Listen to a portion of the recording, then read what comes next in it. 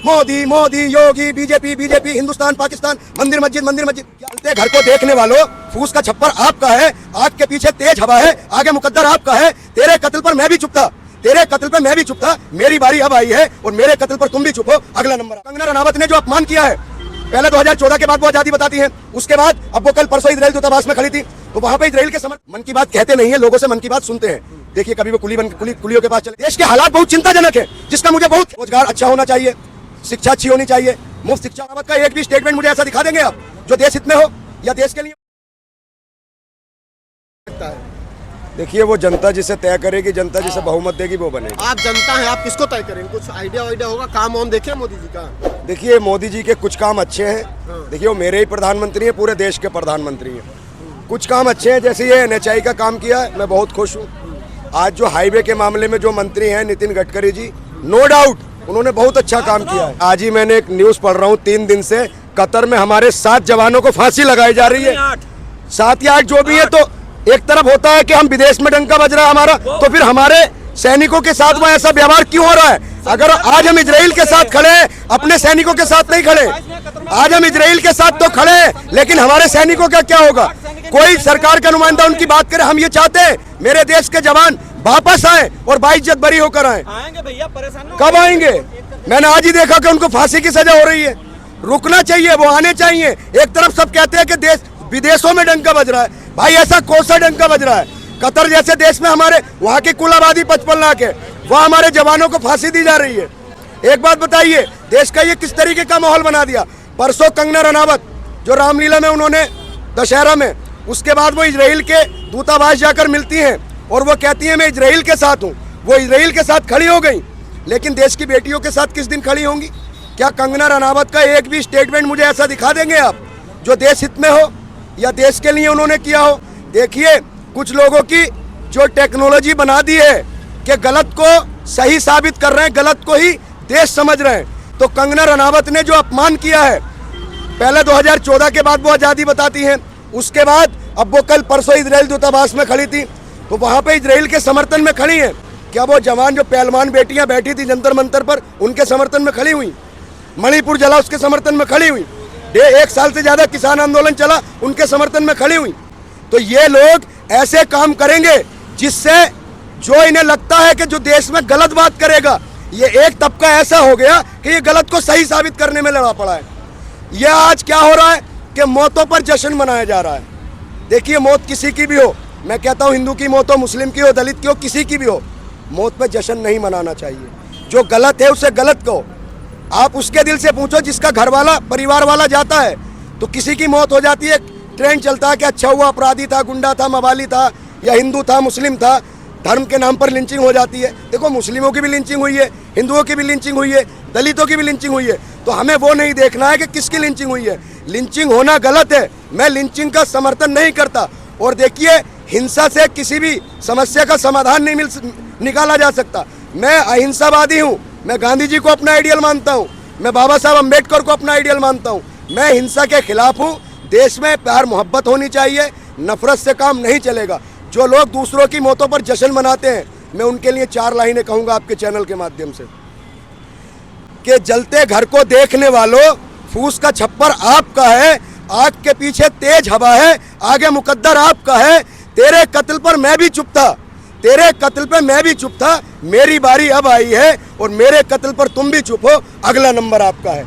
अगर यही चलता रहेगा तो देखिए बहुत सी ऐसी चीजें हैं जो गलत हो रही हैं। सही को सही कहने की हिम्मत रखो और गलत को गलत कहो। हम भारतीय जनता पार्टी के काम को NHI के मामले में 100 में से 100 नंबर देता हूँ, लेकिन जब जात पात और धर्म की और नफरत की बात होती है तो मैं उनका समर्थन नहीं करता।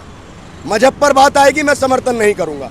मैं तो रोजगार अच्छा होना चाहिए, शिक्षा अच्छी होनी चाहिए, मुफ्त शिक्षा हो। देखिए बात आ जाती है, कहनी पड़ती है आपके चैनल के कैमरे के माध्यम से। मैं किसी पार्टी का समर्थक नहीं हूँ, ना मैं कांग्रेस पार्टी का समर्थन रख रहा, ना आम आदमी, ना समाजवादी। आप एक बात समझिए, मनीष सिसोदिया जो दिल्ली के शिक्षा मंत्री हैं, उन्होंने कितना अच्छा काम किया। उनको चारों तरफ से घेर के फांस के ED का छापा लगवा के उनको जेल में डाल दिया। मनीष सिसोदिया एक ऐसे शख्स है जिन्होंने दिल्ली के अंदर गरीब बच्चों के हाथ में कलम दी और मुफ्त शिक्षा दे रहे हैं। बहुत अच्छा कार्य किया, मैं उनके काम के लिए 100 नंबर देता हूँ। देखिए मैं किसी पार्टी का कोई प्रवक्ता नहीं हूँ, ना किसी पार्टी का पक्ष रख रहा हूँ, लेकिन मैं गलत को गलत कहूँगा। अब एक बात बताइए, संजय सिंह है, वो सदन में दहाड़ता था, इनके गलत के खिलाफ बोलता था, उसको ईडी का छापा लगाकर जेल में डाल दिया। क्या अकेले ही संजय सिंह अपराधी हैं? आज देखो ईडी कभी कांग्रेस के नेताओं के, कभी आम आदमी पार्टी के नेताओं पर, कभी बहुजन के नेताओं पर छापा लगता है। क्या बीजेपी के नेताओं पर पैसा नहीं है? इन्होंने घोटाले नहीं किए? इनके घर ईडी का छापा नहीं लगना चाहिए? तो देखिए, आज की सरकार में सिस्टम का गलत तरीके से इस्तेमाल हो रहा है। तो गलत को गलत जब तक नहीं कहेंगे, लोग क्या ट्रेंड बना दिया है, मोदी मोदी, योगी, बीजेपी बीजेपी, हिंदुस्तान पाकिस्तान, मंदिर मस्जिद, क्या है ये सब? अरे अगर करना है तो करो, शिक्षा, विकास, रोजगार, अच्छे दिन, ये बातें करो। लेकिन कुछ लोगों को इसमें ही मजा आ रहा है, उसमें ही खुश है, इन्हें रोजगार से मतलब नहीं। 15,000 में खुश है। एक बात बताइए, आदमी कहता है मैं 15,000 कमा रहा हूँ, 15,000 में अपने बच्चों का फ्यूचर बना लेगा व्यक्ति? आप मुझे बताइए, आप मीडिया बंधु हैं, मैं आपका आदर करता हूँ, आपको चौथा स्तंभ कहा गया। ये बताइए, एक व्यक्ति जिसके बीवी और बच्चे हैं, वो 15,000 में अपना अपना घर चला लेगा? भैया, आप कितनी सैलरी है आपकी? 10,000 रुपये सैलरी। 10,000 है। अब आप बताइए, क्या बच्चे पढ़ा लेंगे आप 10,000 की? बच पाएगा? कुछ भी नहीं बचेगा। महंगाई इतनी है, चाय में सुबह 100 रुपये 150 रुपये आपके उठ जाते हैं। तो देखिए सर, जमीनी स्तर पर देखिए, सच को छुपाया जा रहा है,